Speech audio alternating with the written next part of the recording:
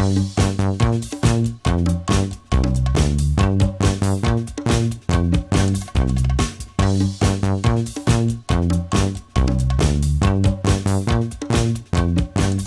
of you will be familiar with the pantry, but we are going to try and be organised. So as you look into the pantry, you will see that at the very end are boxes with utensils on. They are going to be labelled in more detail. As you can see here, we're not that organised as we haven't got a printout yet, but what's on this list will be printed on the boxes. So should you ever need any particular utensil, you look at the box, you'll be able to find what you're looking for. And the idea is you take what you want and, of course, you put it back. So there's that. On the left of the pantry and at the end is the crockery, and on the right is the cutlery and the dry spices and seasonings. And behind the door, you'll have to believe me, yes, you can have a look if you want, are the aprons, and there are also tablecloths and things like that. But there will be an inventory behind the door, because we want to make sure that if people need something, they know what it is, and people have confidence that they can find what they want when they want it. So there's that, and behind you there should be a mop and a bucket. Yes, you're holding on to, and Sophie's also holding on to the whiteboard.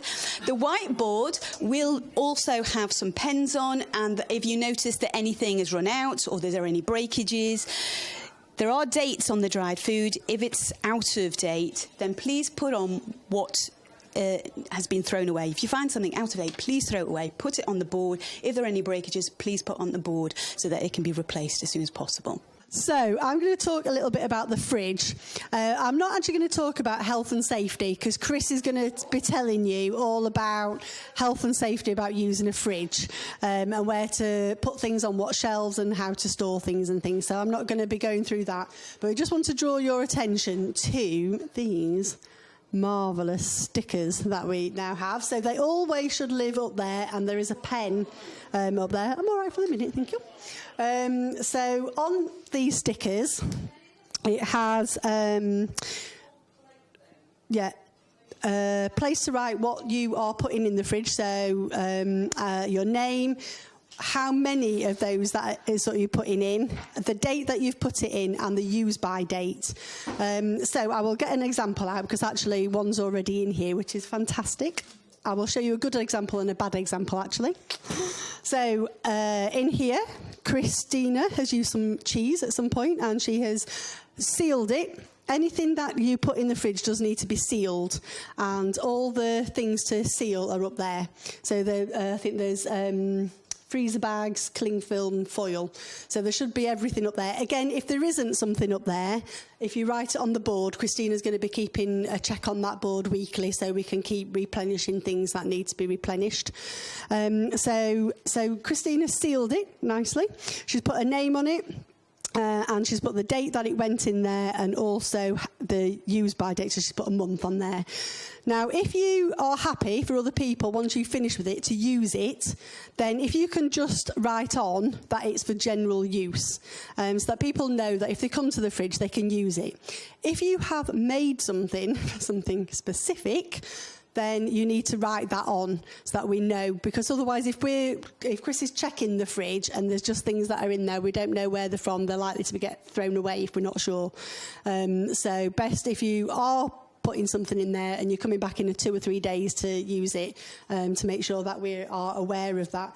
So, bad example, I don't know who's put these in actually, but we have got, I don't even know what it is.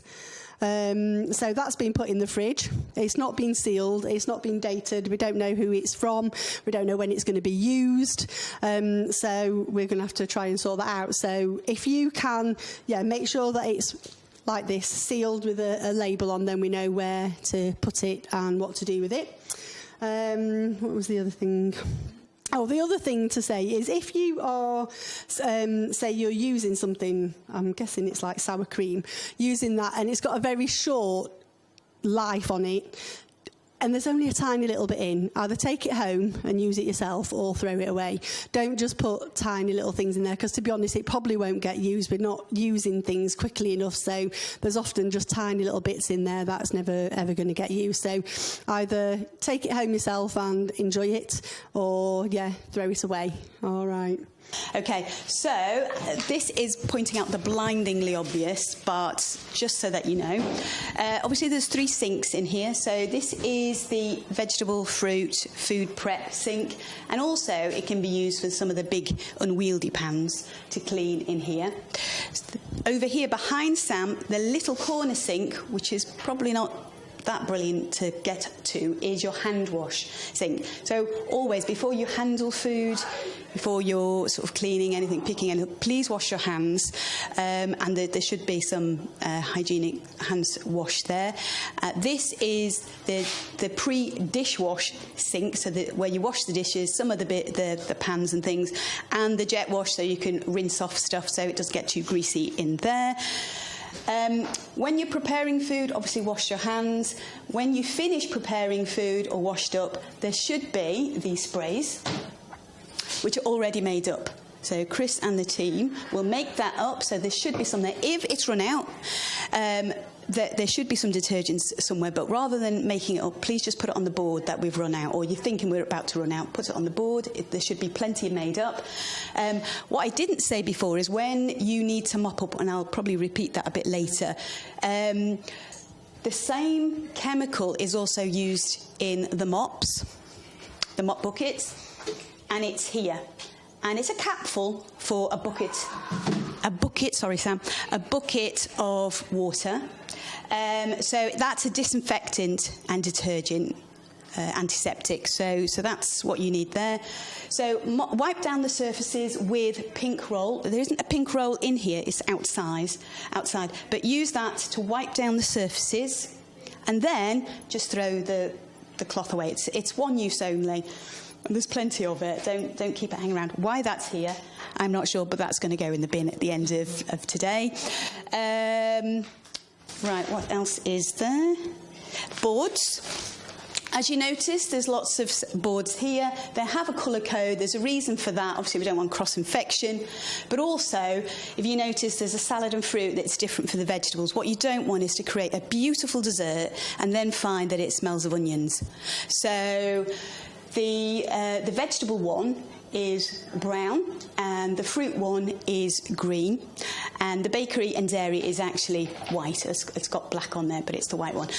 Once you've finished, particularly for the raw meat, you could, biologically, put really hot soapy water and scrub it. Easiest thing to do is just stick it in the dishwasher. You know it's going to be clean then. Get as much stuff off it as you possibly can, clean that away, and put it straight into the dishwasher. Then you have confidence that when it's dry and put back, it's safe to use for the next person. So I've got the job of talking through the dishwasher, which I've only just been trained on myself. So first thing to draw your attention to is this lovely flowchart, which we have just done for the purposes of tonight, so you can see that there is going to be something on there. We are going to actually, this is just a prototype, we are going to have some coloured pictures and different things so that you will be able to see a pictorial demonstration of how to use the dishwasher, but we haven't had a chance to do that for tonight. So this is just the flowchart of how to do it. So the first thing, obviously, that needs to happen for the dishwasher to work is for it to be turned on. Now, normally this would be at the 0, same as this, but we put it on tonight because we're going to wash some things up later. So I've turned it on, so that's already on now.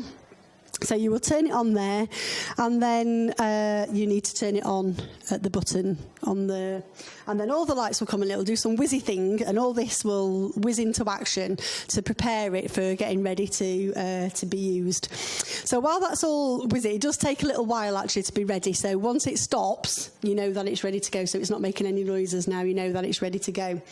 So these are all the stacking trays to put all your dirty pots and crockery and things in. So it's meant to be just a through process, so you're not lifting or so you're not hurting yourself in any way. You should just be able to slide that across. So first of all, we put all your dirty pots in, and then we have got the hose. So if there is anything that is particularly manky, then give it a quick blast on the old whizzer, the hose, which scares the living daylights out of me.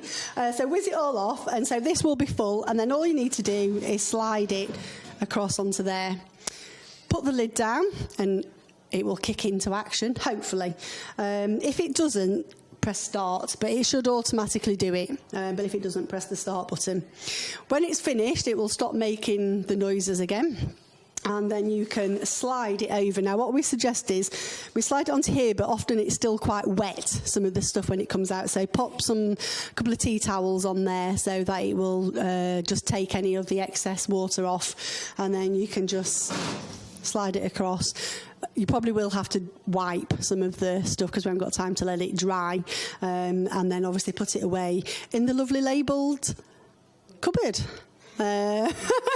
So when you've finished doing all your washing, the next thing that you need to do is to empty the water out of here. So we need to take all these gubbins out and the panels from here. You can see that there is a plug in. I don't know whether you might be able to have a look afterwards, but there is a plug in here, so that needs to come out. And all the trays need to come off and have a little rinse out. And then, I can't remember what you press. I'll have a look. Press start again. So you don't need to put the lid down then, you just press start again and it will drain all the water out. So once you've taken the plug out and rinsed it, just press start again and it will drain all the water out. And then you just need to put the plug back in, put the panels back in place, and then you leave the lid up. We don't put the lid down, it needs to stay up, and then you just turn it off. Done. All right, so that's the dishwasher. Like I say, there will be a nice laminated, coloured picture chart that you will be able to follow. Okay, so time's going on, and we should have finished a couple of minutes ago, so this is going to be super quick.